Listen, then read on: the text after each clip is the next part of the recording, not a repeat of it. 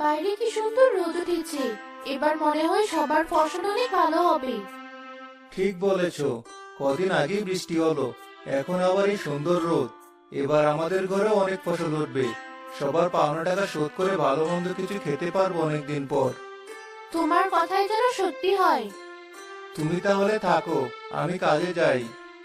মতি মাঠে কাজ করার জন্য বেরিয়ে পড়লো। কাজ করার সময় এক বৃদ্ধ লোক মতিকে ডাক দিল।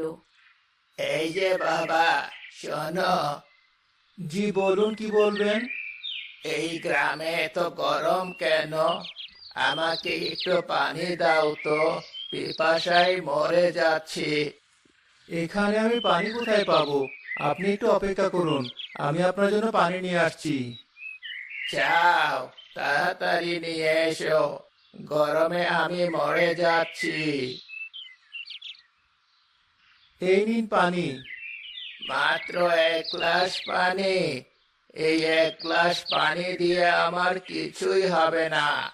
যাও, 1 বালতি পানি নিয়ে এসো আমার জন্য।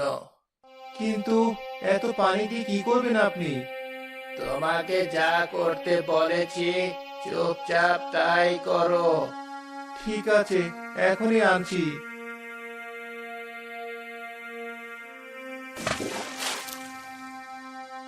মতি বৃদ্ধ লোকটাকে এক বালতি পানি এনে দেওয়ার পর লোক বালতিতে মুখ ডুবিয়ে পানি খাওয়া শুরু করলো। তার এই কাণ্ড দেখে আশেপাশে মানুষ জড়ো হয়ে মজা নিতে লাগলো। পাগল মনে হয়। চল, পাগলটাকে একটা গুঁতো দিয়ে দেখি কেমন করে। আমি পাগল না, তোরা পাগল, পাগলের দল। এখন বল, আমি কোথায় গেলে এত পানি পাবো যে পানির ভেতর নিজের পুরো শরীর ডুবিয়ে রাখতে পারবো? ওখানে একটা পুকুর আছে, আপনার বেশি গরম লাগলে ওখানে গিয়ে কটা ডুব দিয়ে আসতে পারেন। আচ্ছা, আমি ওখানেই যাব। আর তোরা, তোরা আমাকে পাগল বলেছিস না? তোদের সবাইকে দেখে নেব। এই দেখ দেখ, বৃদ্ধ লোকটা দৌড়ে পুকুর পাড়ে যাচ্ছে। চল, আমরা ওর পিছনে। চল চল। যাক, পাগলটা অন্তত উল্টা পাল্টা কাজ করে আমাদের বাচ্চাকে আনন্দ দিচ্ছে। এই পুকুর ঘাটটা এখনো আগের মতোই আছে। কতক্ষণ ধরে আমি পুকুরের পানিতে ভেসে বেড়াচ্ছি, কিন্তু বাচ্চাগুলো এখনো যায়নি। রং তামাশা দেখার আশায় বসে আছে। আশেপাশে বড়রাও কেউ নেই। এই সুযোগে বাচ্চাগুলোকে ভয় দেখিয়ে তাড়িয়ে দেই। দেখ দেখ, বড়টা হাতের ইশারায় আমাদেরকে ডাকছে। যাবি নাকি? চল, পুকুরে নিয়ে বড়টাকে আরো অত্যাচার করি। দাঁড়াও, আগে দেখো আমার হাতে কি। সাপ, সাপ! ওই পাগল বুড়োটা সাপ দিয়ে আমাদেরকে ভয় দেখাচ্ছে। দেখে তো বিষাক্ত সাপই মনে হচ্ছে। বুড়োটা এমনিতেই পাগল, না জানি কখন আবার সাপটাকে দিকে ছুঁড়ে মারে। চল, সবাই থাকতে পালাই এখান থেকে। চল।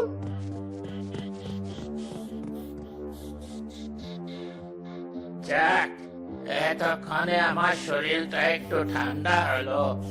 এবার আসল কাজে যেতে হবে।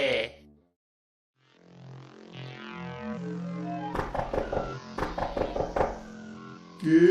দরজা খোলা আছে, ভেতরে এসো। রমেশ সাধু বাবা কোথায়? রমেশ? এই সাধু বাবার নাম তো অনেক আগে শুনেছিলাম আমি।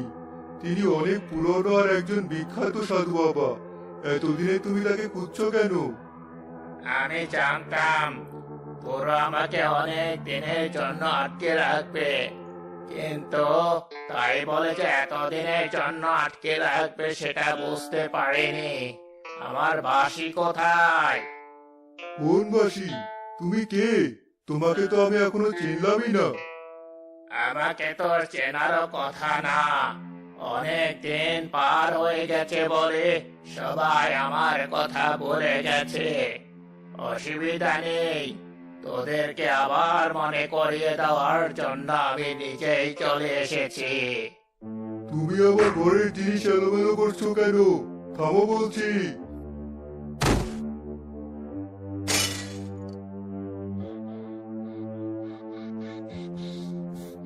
এই তো এই তো পেয়ে গেছি আমার বাঁশি। এই বাঁশিটা তো অনেক ভয়ানক। পুরো গ্রাম ধ্বংস করে দেওয়ার ক্ষমতা আছে এই বাঁশির। এই বাঁশি দিয়ে কি করবে তুমি? আমার বাঁশি দিয়ে আমি কি করব সেটা তুই সময় হলে দেখতে পারবি। তার মানে তুমি সেই লোক যে কিনা এই বাঁশি বাজিয়ে একবার এই গ্রামের সর্বনাশ ডেকে এনেছিলে? রমেশ সাধু বাবা যাকে এই গুহায় মন্ত্র দিয়ে আটকে রেখেছিলেন। এই তো চিনতে পেরেছিস আমায়। আমি আজীবন এই গ্রামের মানুষের ক্ষতি করে যাব, কাউকে শান্তিতে থাকতে দেব না। না, আমি বেঁচে থাকতে তোমাকে এই বাঁশি নিয়ে যেতে দেব না। তুই আমাকে আটকাবি? আহ, আহ, আহ। রমেশ সাধু বাবার সাথে তুলনা করতে গেলে তোর কোনো ক্ষমতাই নেই। তবুও সে আমাকে পুরোপুরি ধ্বংস করতে পারেনি। দেখি তুই কিভাবে আটকাস আমাকে। সাধু বাবা বুড়োকে আটকাতে গেলে বুড়ো জাদু দিয়ে সাধু বাবার পানির পাত্রে থাকা পানিকে বরফ বানিয়ে তার মাথায় আঘাত করলো। আঘাত লেগে সাধু বাবা অজ্ঞান হয়ে পড়ে রইল, আর লোকটা বাসে নিয়ে চলে গেল। আজ এক অদ্ভুত কাণ্ড হয়েছে, জানো না তো? ফসলের মাঠে কাজ করার সময় এক অদ্ভুত বুড়ো লোকের সাথে দেখা। অদ্ভুত বলছো কেন? তো বলবো না, লোকটা এই সামান্য গরমে পানির জন্য একদম পাগল হয়ে উঠেছিল। আমি তাকে এক গ্লাস পানি খেতে দেওয়ার পর সে বলে তাকে এক বালতি পানি এনে দিতে। পানি এনে দেওয়ার পর দেখি সে ওই বালতিতে মুখ ডুবিয়ে পানি খাওয়া শুরু করেছে। লোকটা দেখি পানি পাগল। তুমি যেমন রোদের পাগল, লোকটাও ঠিক তেমনি। বাইরে রোদ উঠলে তোমাকে আর ঘরে রাখা যায় না। যতই রোদ উঠুক না কেন, তুমি রোদে গিয়ে বসে থাকবেই। কি যে বলো, এখন দেখছি তুমিও আমাকে পাগল বানিয়ে ছাড়বে। অনেক দিন শান্তিতে থেকেছিস তোরা, আজ থেকে তোদের সব শান্তি শেষ।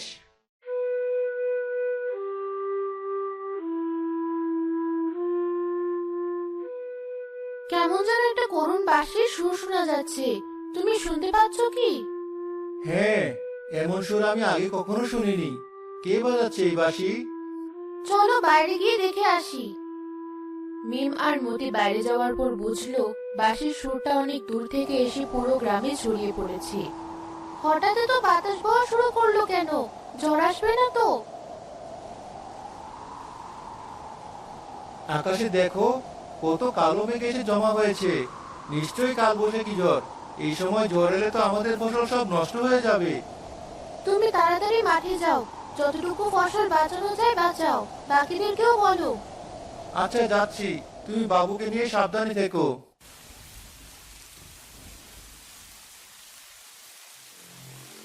আমার কাজ শেষ। ঘন কালো মেঘ দিয়ে সূর্যকে আড়াল করে দিয়েছি। কেউ আর এখন এই বৃষ্টি থামাতে পারবে না। এই গ্রামের সবাই পানিতে ডুবে না মরার আগ পর্যন্ত এই বৃষ্টি বন্ধ হবে না।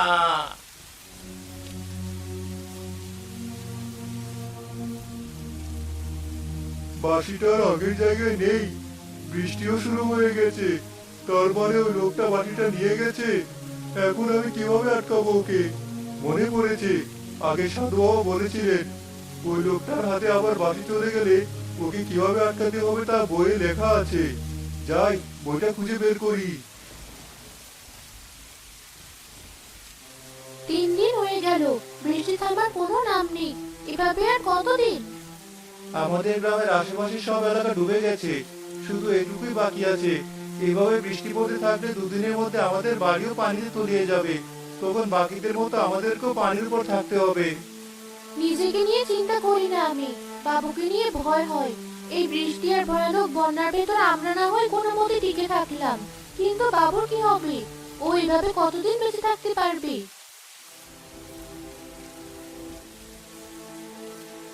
তোমরা কেউ বাড়িতে আছো? সাধু বাবার গলার আওয়াজ মনে হচ্ছে। যাও, তাড়াতাড়ি দরজা খোলো। আরে সাধু বাবা, আপনি এত কষ্ট করে এখানে এনেছেন, আমাদেরকে ডাক দিলে আমরা নিজেরাই আপনার কাছে চলে যেতাম। এসেছি খুব বিপদে পড়ে, তোমার সাহায্য প্রয়োজন। আমি আপনাকে কিভাবে সাহায্য করব? তোমরা যে এই ঝড় বৃষ্টি আর বন্যা দেখছো, এটা কোনো স্বাভাবিক ঝড় বৃষ্টি না। একজন কালো জাদু দিয়ে কালো মেঘ ডেকে এনে শুরু করেছে এই বৃষ্টি, যা এই গ্রামকে ধ্বংস না করার আগ পর্যন্ত থামবে না। কিন্তু কে করবে এই কাজ? অনেক বছর আগে নুরু নামে এক লোক থাকতো এই গ্রামে। জন্ম থেকেই পানিকে নিয়ন্ত্রণ করার এক অদ্ভুত ক্ষমতা ছিল তার। প্রথম প্রথম মানুষজন তাকে দেখে ভয় পেলেও তার বন্ধুসুলভ আচরণ আর পানির উপর নিয়ন্ত্রণ দেখে সবাই তার সাথে মেশা শুরু করে। সে ছোট থাকতে একদিন